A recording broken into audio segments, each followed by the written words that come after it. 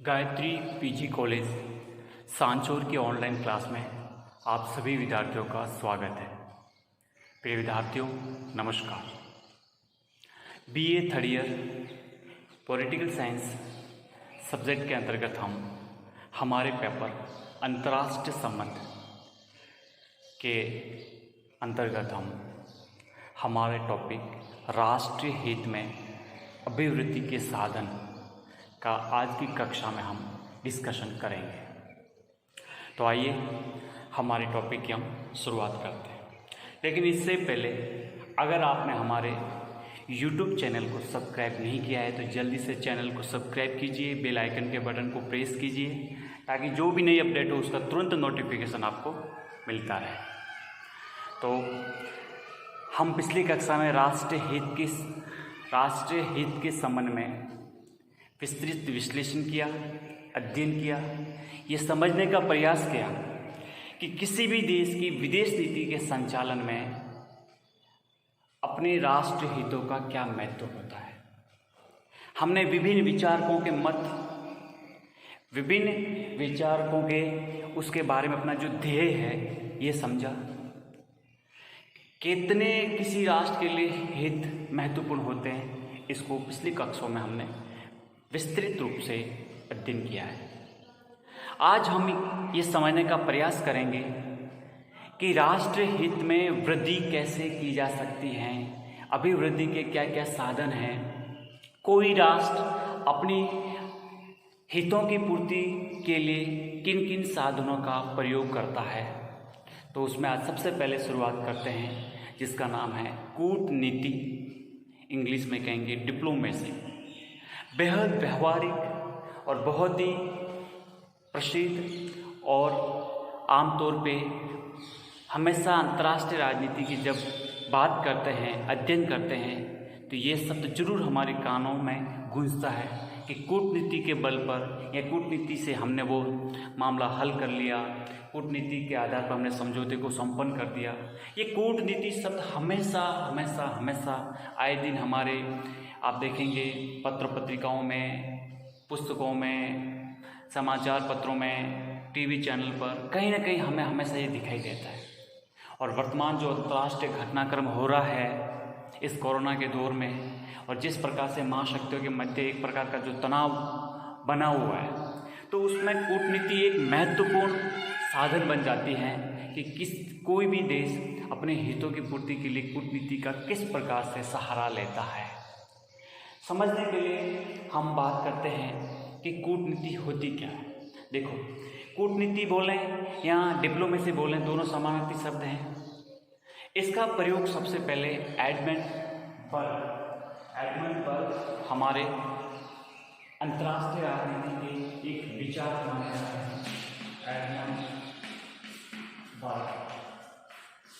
Edmund बर्ग ने सबसे पहले इस कूटनीति शब्द का डिप्लोमेसी शब्द का प्रयोग किया था।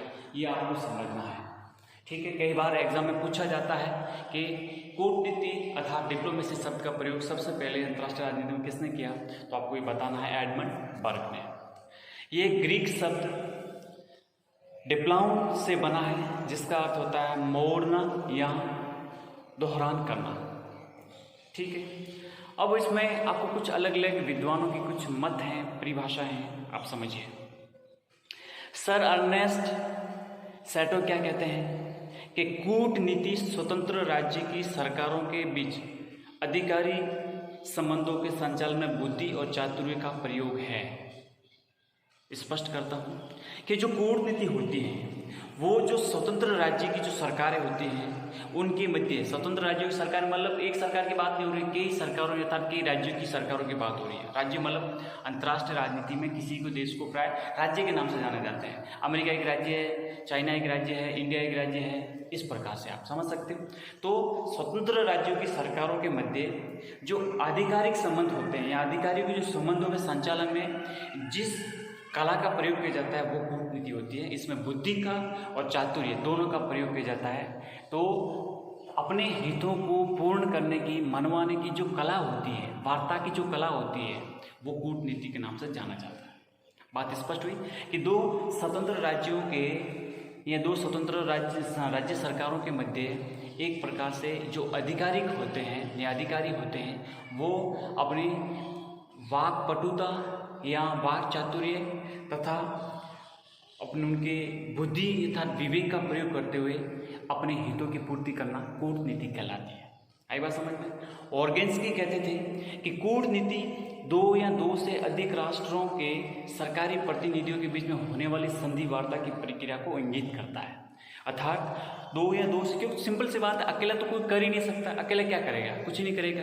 तो दो या दो से अधिक राष्ट्रों के मध्य सरकारी प्रतिनिधियों के मध्य जो संधि वार्ता होती है, उस संधि वार्ता की प्रक्रिया को कूटनीति के नाम से जान सकते हैं। तो आप समझिए कि कूटनीति अपने आप में व्यक्त नहीं करते, कूटनीति दो स्टेट के या दो से अधिक राज्यों के मध्य इंगित होती है।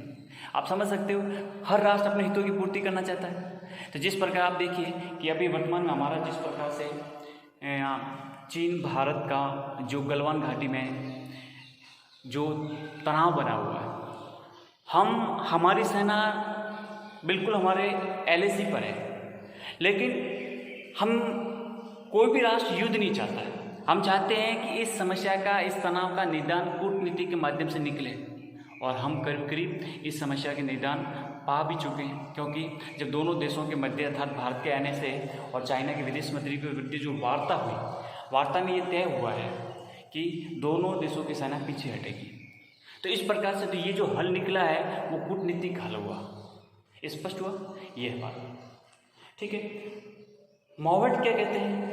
मॉवर्ट का कहना है कि कूटनीति राज्यों का प्रतिनिधित्व और समझौते करने की कला है। अर्थात आप अपने आप को अंतर्राष्ट्रीय जगत में विभिन्न संगठनों में, संधियों में अपने आप को, अपने हितों की पूर्ति करते हुए किस प्रकार से स्टैंड करते हो, वो कूटनीति होती है, ठीक है। अतः कूटनीति अंतर्राष्ट्रीय संबंधों की व्यवस्था है, यह समझौते और वार्तों की कला है, यह राष्ट्रीय हित की अभिवृद्धि का साधन है। स्पष्ट हुआ? अब मेरे हिसाब से आपको कूटनीति शब्द आते हैं, आपके दिमाग में ये बिल्कुल कन्फ्यूजन नहीं होगा कि कूटनीति क्या होती है। अगर आपको बिल्कुल स्पष्ट परिभाषा के तौर पे समझना हो तो बिल्कुल ये है कि एक अंतर्राष्ट्रीय संबंधों के संचालन के लिए विभिन्न समझौतों और वार्ताओं की जो कला है, जिसको इसमें बुद्धि और वाक चातुर्यता या वाकपटुता का प्रयोग करते हुए अपने देश की राष्ट्रीय हितों में अभिवृद्धि करना, यही कूटनीति कहलाती है, ठीक है। कूटनीति आमतौर पे हमेशा अंतर्राष्ट्रीय संबंध या अंतर्राष्ट्रीय राजनीति की जब बात होती है वहाँ इसका सबसे ज़्यादा प्रयोग किया जाता है। स्पष्ट हुआ? यह हुआ कूटनीति। अब समझेंगे कूटनीति की क्या क्या लक्ष्य है। देखो, सबसे पहला लक्ष्य है राष्ट्र हितों की रक्षा।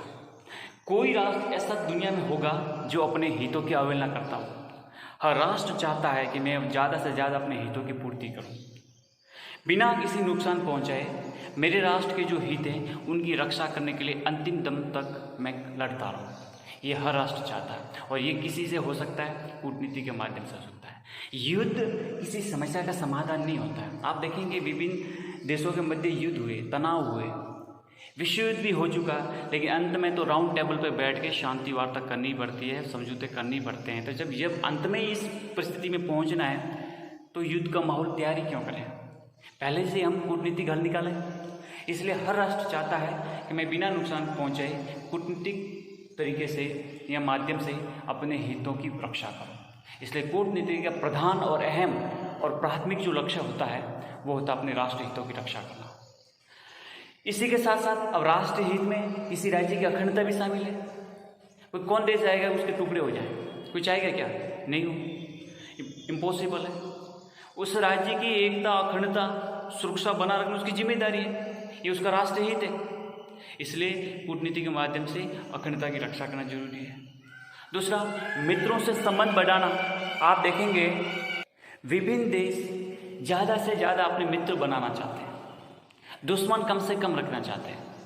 और मित्रों का बढ़ाना, कहने का तात्पर्य हम सभी प्रकार के, दुनिया में देखो हर कोई किसी का मित्र नहीं होता, हर कोई किसी का शत्रु नहीं होता है, ठीक है। हो सकता है कि हमारा कोई मित्र है, हमारे कोई दो मित्र हैं, लेकिन हमारे दो मित्रों में उन दोनों में नहीं बनती, लेकिन वो हमारे दोनों मित्र हैं। तो ये क्या है? ये हमारी कूटनीतिक सफलता कहलाती है, हमारी कूटनीतिक ऐसा मतलब एक उसकी प्रखरता कह सकते हैं, या फिर उसकी सफलता की एक द्योतक बनती है। कैसे?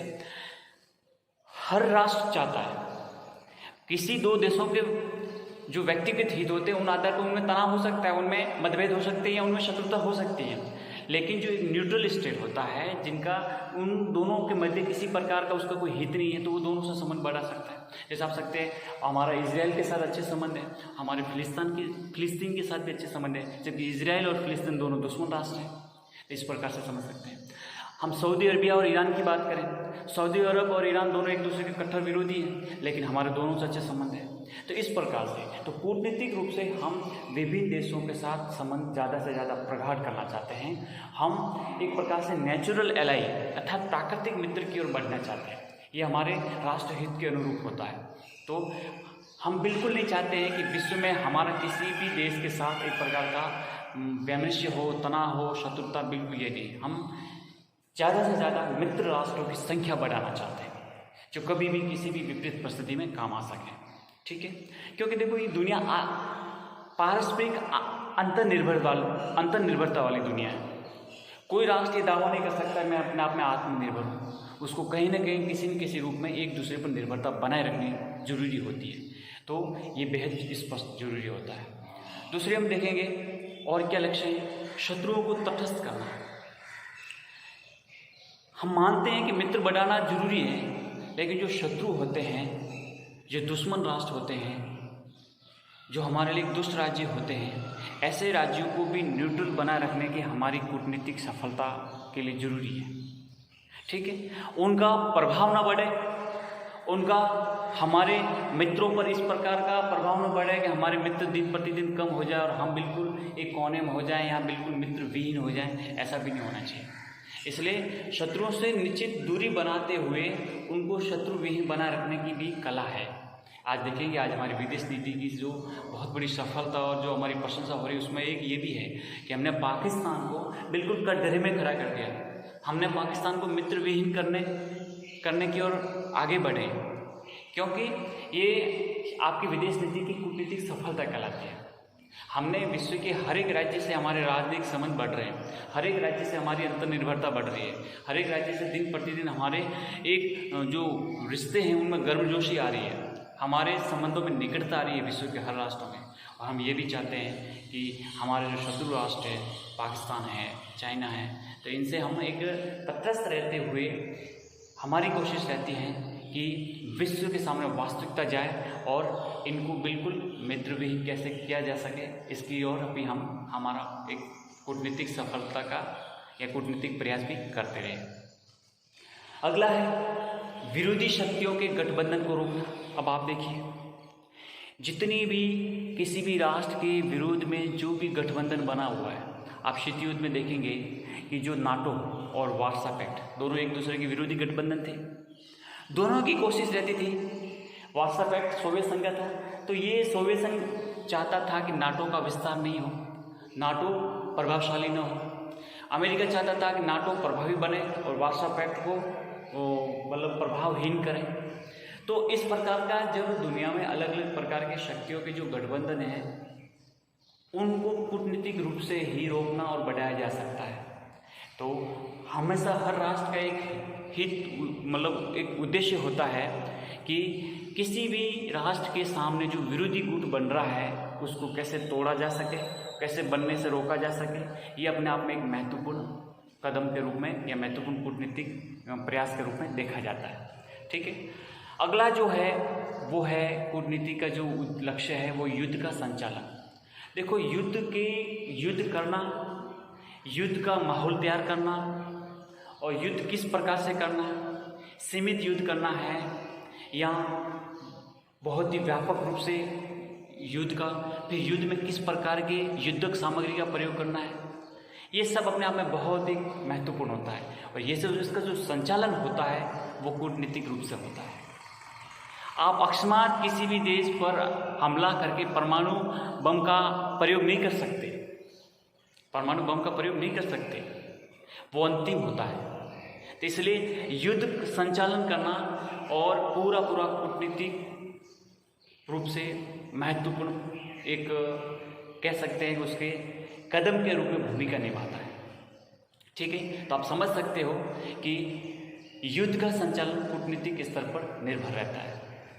इसी के साथ और देखें, शांति कालीन जो किसी राज्य के जो उद्देश्य होते हैं या हित होते हैं, उनमें एक महत्वपूर्ण ये भी है आर्थिक और व्यावसायिक लक्ष्य। आप देखेंगे आज भूमंडलीकरण के बाद में, विशेषकर 1990-91 के बाद से और 20वीं सदी के 21वीं सदी के प्रारंभ से ही विश्व में इतना भूमंडलीकरण के प्रति आकर्षण बढ़ा है कि हर राष्ट्र चाहता है मैं आर्थिक दृष्टि से मजबूत बनूं, आर्थिक दृष्टि से सक्षम बनूं। क्योंकि पिछले 3-4 दशकों से देख रहे हैं, आप देखेंगे कि विश्व में शस्त्रीकरण पर ठीक है बढ़ोतरी हो रही है, लेकिन उससे भी ज़्यादा बल दिया जा रहा है अपने आप को एक आर्थिक शक्ति के रूप में प्रदर्शित करना। विभिन्न राष्ट्रों के मध्य एक ऐसी होड़ मची हुई है कि वो चाहते हैं कि ज़्यादा से ज़्यादा हमारा अंतर्राष्ट्रीय जगत में प्रभाव बढ़े आर्थिक शक्ति के तौर पे। तो आप देखेंगे आर्थिक के साथ तकनीक, आप अंतरिक्ष, आप देखेंगे ये जो जितनी भी भूपृष्ठ पे जितनी भी नवीनतम जो तकनीक का विकास हो रहा है, आर्थिक रूप से सक्षम हो रहे हैं, उत्पादन हो रहा है, उसका व्यावसायीकरण जिस प्रकार से हो रहा है, तो अपन समझ सकते हैं कि हर राष्ट्र का जो एक हित, मतलब अपना जो राष्ट्र हित है वर्तमान में जिस स्थान पर केंद्रित है वो है आर्थिक क्षेत्र में। तो आर्थिक क्षेत्र में भी आपको सफलता प्राप्त करनी है तो इसे कूटनीतिक माध्यम अपनाना होगा। आप देखेंगे भारत का ये परम लक्ष्य है। भारत आसियान कंट्रीज़ में देखिए, आसियान कंट्रीज़ में जिस प्रकार से अपनी भूमिका बढ़ा रहा है भारत, आप देखेंगे कि हमारे जो मध्य एशियाई राष्ट्र हैं, उज्बेकिस्तान, तजाकिस्तान, तुर्कमेनिस्तान, इन सभी राष्ट्रों से अच्छे संबंध बढ़ा रहा है। संघाई सहयोग संगठन में भारत है। भारत अभी सबसे बड़ी बात तो आप देखेंगे कि जो G7 था, विश्व की विकसित अर्थव्यवस्था का जो समूह था, उसमें भी भारत को शामिल करने के लिए अमेरिकी राष्ट्रपति ट्रंप द्वारा ये आह्वान करना कि हम भारत को चाहते हैं कि उसमें एक मेंबर के रूप में अपनी सदस्यता ग्रहण करें। तो ये हमारी बढ़ती हुई आर्थिक ताकत को स्पष्ट करता है। आप देखेंगे कि जितनी भी G20 हैं या जितनी भी रीजनल लेवल के ब्रिक्स, इप्सा, सार्क, ये खूब सारे ऐसे संगठन बने हुए हैं जिसमें भारत एक महत्वपूर्ण भूमिका बढ़ा रहा है और कूटनीतिक रूप से इस प्रकार से भूमिका बढ़ा रहा है कि भारत को ज़्यादा से ज़्यादा अपने हितों की पूर्ति कैसे हो सके। ठीक है, तो हर राष्ट्र का एक कूटनीतिक माध्यम है कि इसके स्तर से, इसके माध्यम से हम आर्थिक और व्यावसायिक लक्ष्यों की प्राप्ति कर सकें। आप देखेंगे कि दुनिया में सद्भावना, शांति की स्थापना करना भी कूटनीतिक प्रयास है। भारत ने तो हमेशा से कहा है कि हम बस युद्ध में विश्वास नहीं करते हैं, युद्ध एक अंतिम निर्णायक निर्णय है। हम सबसे पहले चाहते हैं कि विश्व में शांति बने रहे, सद्भावना बनी रहे। वसुधैव कुटुंबकम की जो एक विचारधारा है उसको लेकर चलने वाले हैं और शांतिपूर्वक सबका शांति से आपस में प्रेम पूर्वक सद्भावना रूपी तरीके से विश्व के सभी राज्य आगे बढ़े, इस भावना की ओर अपने विचार केंद्रित करता है। तो आप समझ सकते हैं कि कूटनीति एक ऐसा साधन है जिसके माध्यम से हर राष्ट्र, हर राज्य अपने राष्ट्र हितों में दिन प्रतिदिन अभिवृद्धि कर सकता है और उसमें नवीनतम रूप से और भी ऊंचे आयामों को प्राप्त कर सकता है। तो ये हमने समझे कूटनीति के लक्ष्य है। अब देखेंगे कूटनीति किस प्रकार से कार्य करती है। देखो, कूटनीति, मॉर्गन तो कहते थे कि कूटनीति का सबसे पहला कार्य राज्य की शक्ति को ध्यान में रखकर अपने लक्ष्यों को निर्धारित करना है। यानी अपने राज्य की शक्ति क्या है, हमारा क्या स्टैंड है, हमारे पास क्या पावर है, इसको ध्यान में रखते हुए लक्ष्यों को निर्धारित करना होता है। कहना क्या तात्पर्य, अपने आप की शक्ति को पहले पहचान करके फिर अंतर्राष्ट्रीय जगत में आप लक्ष्य निर्धारित करेंगे कि मुझे क्या प्राप्त करना है। ठीक है, ये पहला काम बताया। दूसरा इन्होंने बताया है कि उसका काम दूसरे राज्यों की शक्ति का वस्तुनिष्ठ मूल्यांकन करना है। अब उसका कार्य मतलब किसका, राज्य का कार्य है। ये एक राज्य दूसरे राज्य की शक्ति का एक वस्तुनिष्ठ मूल्यांकन करेगा कि ये हमारे समकक्ष हैं या हमारे से पीछे हैं या हमारे से बहुत आगे है, उस प्रकार का एक मूल्यांकन करेगा। तथा विभिन्न राज्यों के लक्ष्य अपने राज्य के लक्ष्यों के साथ किस सीमा तक मेल खाते हैं, अर्थात कुछ जो पूरक अर्थात समानार्थी लक्ष्य होते हैं वो किस किस प्रकार से है। देखो, शासन प्रणाली एक जैसी है, शासन व्यवस्था का स्वरूप एक जैसा है, उसकी प्रादेशिक या भौगोलिक जो भूआकृति या स्थलाकृति या उसकी अवस्थिति एक जैसी है। तो प्राय ये देखा जाता है कि इनकी और हमारी क्या क्या साझे लक्ष्य हैं, ये देखा जाता है। फिर इनको किस प्रकार से समझौते के द्वारा संपन्न कर सकते हैं या समझा बुझा कर सकते हैं या बल प्रयोग या धमकी के द्वारा कर सकते हैं या युद्ध के द्वारा किस किस प्रकार से कर सकते हैं। तो ये कूटनीति के कुछ कार्य होते हैं जो हमने देखे। आगे विस्तृत आगे वाली कक्षा में देखेंगे।